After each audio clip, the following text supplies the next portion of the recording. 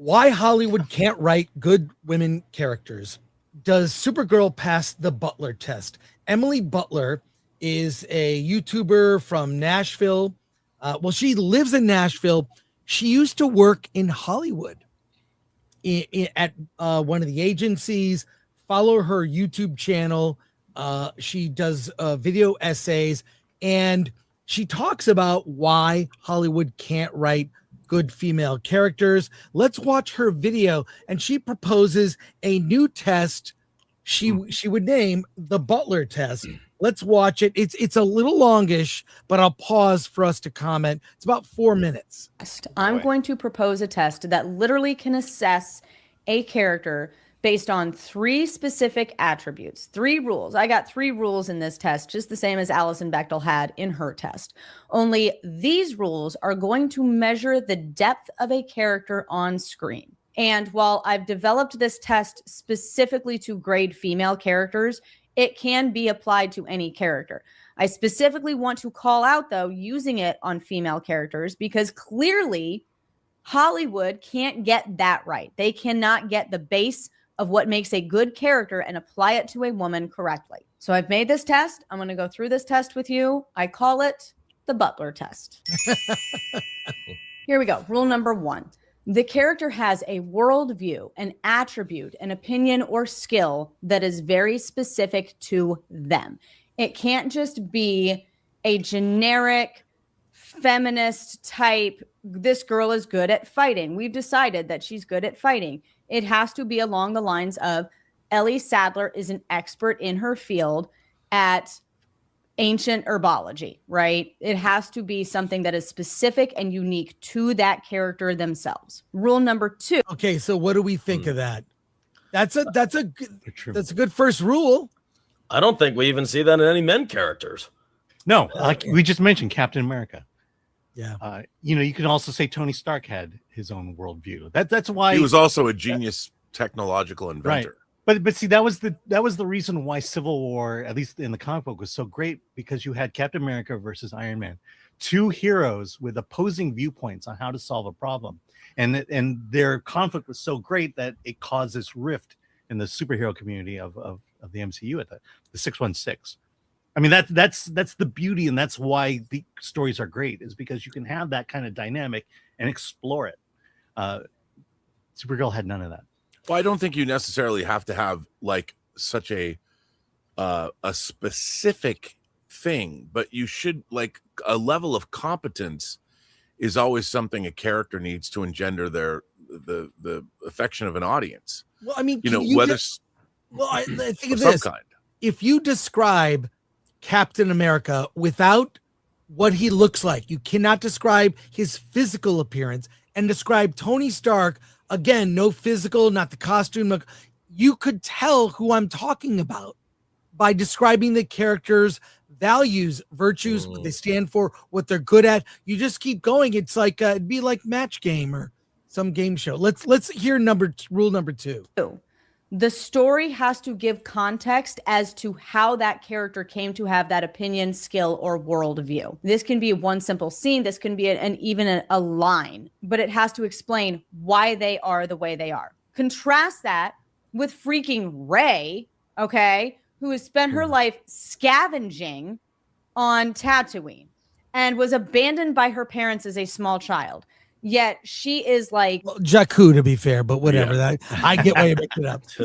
Happy-go-lucky. She's not bitter at all. She's not cold towards humanity. She's just like the starry-eyed, happy person who's just, go along to get along, and is also just magically good at everything. How do you outrun TIE fighters as someone who has barely been able to ever be around a ship? These are the complaints that many people have had, and it is because there is rule number 1 and no rule number 2. There is no explanation of how Rey came to be good at all of these things. And the explanation they did offer was bullshit. Here's where we get to rule number 3.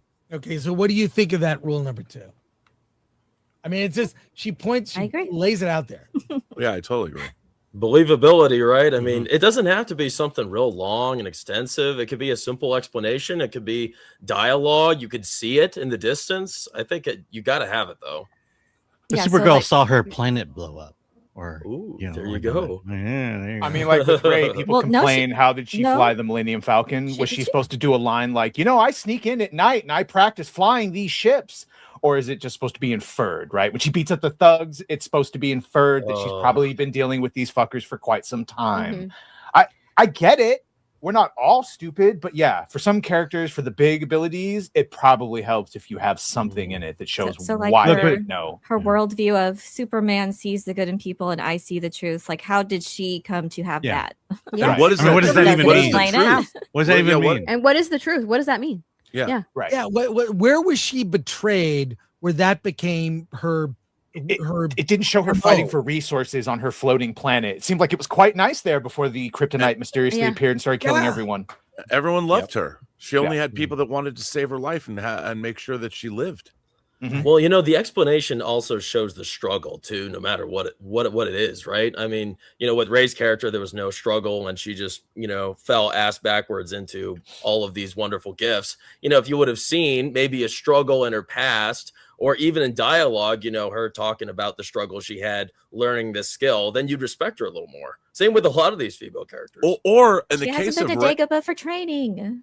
well, in the case of Ray, if they had, the skies of Jakku, in orbit of Jakku, could have had massive amounts of space debris, and instead of having her, because J.J. Abrams is obsessed with putting starships on the ground for whatever reason, you could have shown her as a deft pilot, moving around space debris as she's scavenging whatever she could find. Right. And Unker Plutt or whatever she was working for, that's how she learned. And she started from as a young kid. She was trained and she's learned to be a crack pilot, doing exactly what we saw her doing, but you would have seen her in space.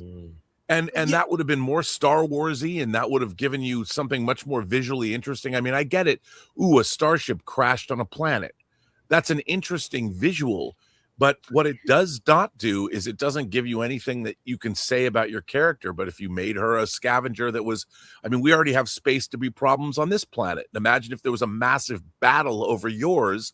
Every time a ship exploded, it would cause major, the whole planet would be enveloped in space debris. Not only that, she never loses. Ray never loses. How different would that first Force Awakens be had Ray, gotten the lightsaber somehow and lost the fight with Kylo Ren? Should have lost and a he hand. chopped off her Yeah, arms oh, and yeah. legs or something. She had to get, she'd have thoughts of revenge, but she'd have to train to even be good enough to confront Kylo again. So in her first confrontation, she loses. Maybe Luke shows up. I always thought when that lightsaber was quivering, it's going to go to Luke. It's going Even Mark Hamill thought that. Everyone thought Everybody Yeah, thought even that. even Yeah. Mark Hamill thought that. Yeah, Yeah, that's where that so clip comes from. She didn't even go to Jacob for training. That's where that comes from because he thought that was his entrance. Yeah. So Yeah, here's going how you back to- fix Force Awakens. Ray goes to scavenges one of these crashed starships, and she it blows finds up. the cockpit, and she sits in the chair there and starts going pew pew pew pew pew pew, and she becomes a. That's pilot. great, Alan. That's great. Let's see rule Look, number 3. real quick. I just want to go real fast back to Supergirl. I think one of the things they could have done is shown the time that she spent with Kal-El, taking her on a tour around the planet, like so we can see the, he only sees, the good in people, but I'm starting to see like what people are really about or whatever. Like they should have shown that. Where you can see, okay, she's starting to develop her worldview of what people are like. She was living in this kind of isolated bubble, on Argo City. So it's like, what do you really know about the world? You don't know anything. You're, privileged little kid. That's the way the whole film, the way she came off to me was she's just like this privileged brat that, oh no, I've lost my planet. So I'm just going to go drink my life away instead of being like good, like my parents told me to be. So maybe if she's seen, walking with Clark's trying to show her, hey, this is Earth, this is the way things work here, and he's trying to see the good in people, but she's seeing the reality. They have those scenes. Maybe They did then put that them would in. have shaped Those that scenes character. are gonna. Go ahead. Let's watch her rule number 3. This is my favorite, especially for female characters. Rule number 3, the character must have some sort of meaningful flaw or be proven wrong about something at some point in the story. Ray is pretty much never proven wrong. What is she ever wrong about? What sort of like worldview does she have that then gets turned upside down? You know, they sort of start to hint at, could she go bad? Could maybe she could do this? That would have just made The Last Jedi a much more interesting film and make her a much more interesting character. A lot of the earlier issues that people would have had with her just being magically good with a lightsaber, a lot of those could have been at least partially alleviated if there was some sort of challenge to her worldview, if there was something that broke apart for her, some long-held belief that she had that she then started to question, like, is she actually good? Is the dark side right? Look at Anakin Skywalker's decline into Darth Vader. He started questioning his whole worldview until it finally completely broke apart.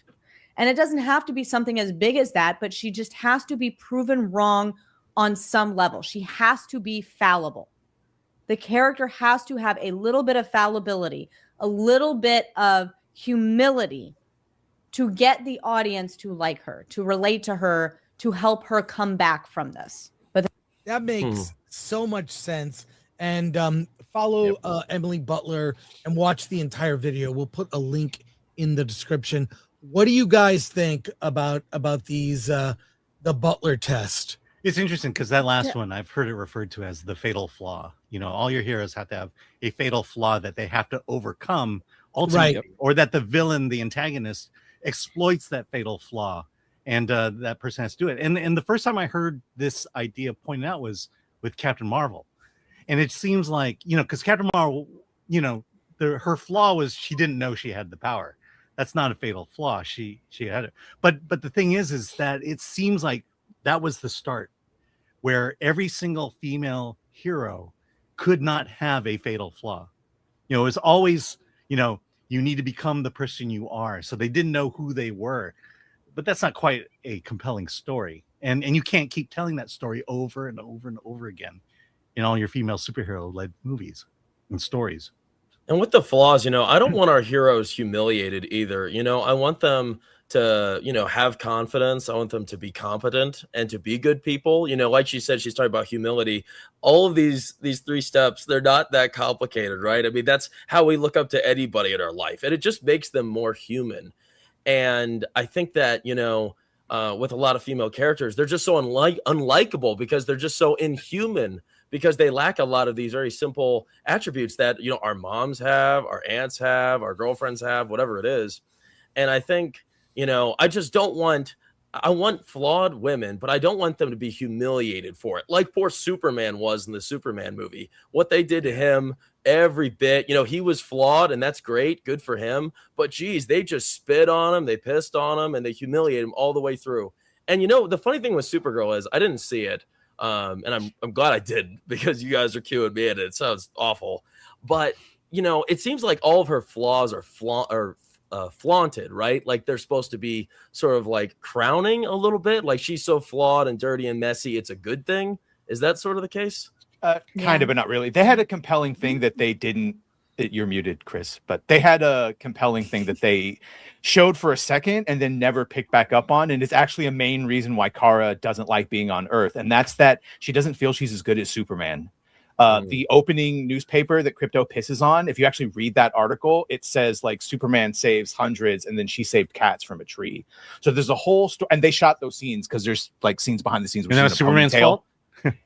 No, it's her own fault for realizing that she shouldn't be in anyone's shadow. She should make her own path, but instead she just went and got drunk. Yeah, and I feel like they do celebrate that or make it okay. Like you can be flawed and you can be a drunken, you know. I don't know, but that's not the flaw we're talking about. To be bad and messy. That's not literally what Billy Hancock said. She said it's okay for girls to be bad and messy. She said that. That's what she wanted this movie to convey. So that's what she they wanted got the women job to take done, away. I guess. That's what she wanted women to take away from the film, that you can be your messy self. You don't have to change. You don't need to improve. You can go out there with all of your messiness and be totally fine just the way you are. I mean, didn't they actually say that? Didn't Ruthie say that she's perfect or something like that? I think she said that you're fine just the way you are, or something along those lines. There's always lines in there that has to tell the audience how wonderful they are, and that's another tell of they all follow the same formula. But And don't why women they do choose that to in make- general? The whole uplifting and encouraging, to a Maybe fault. in public, and then they shit on Yeah. each other behind the Yeah. scenes. That's true. True. Chris, you guys, I watched there's a movie that came out, I want to say 1980, 81. It's a comedy starring Goldie Hawn called Private Benjamin. Nobody remembers this movie. I remember. I loved this movie, and it recently came out on Blu-ray from Warner Archive. It looks fantastic. There's a TV series based on it. Yeah, it was not good. So go ahead. Go ahead. Well, I was just going to say this main character is a deeply flawed main character, this pampered woman who goes into the military, and it's a comedy. And one of the most famous lines is she's being issued her fatigues, and she says, don't these come in any other color than green? And it goes from there. And she might be an unsympathetic protagonist, but you're always with her. And the film is a great comedy that actually turns into a rom-com. And I watched this movie, I hadn't seen it in decades. And looking at it again, it's smartly written. The movie likes its central character. It likes Goldie Hawn, but it starts out presenting her obviously as deeply flawed. Mm-hmm. But yet it still does so with affection. And you like her, you watch her journey, and you're with her on this journey. Well, with Supergirl, there's never a moment in the film where you like her. You don't get to, despite her problems, you're sitting there constantly going, what's your problem? Why are you like this? And it's a really, I think that writing has suffered, because with more nuanced writing, you can see deeply flawed characters that we immediately are attracted to or like. Someone like Jeff Bridges' character, the dude in The Big Lebowski. He's kind of a mess, but you immediately like him. And the thing about Supergirl is they did not do that at all.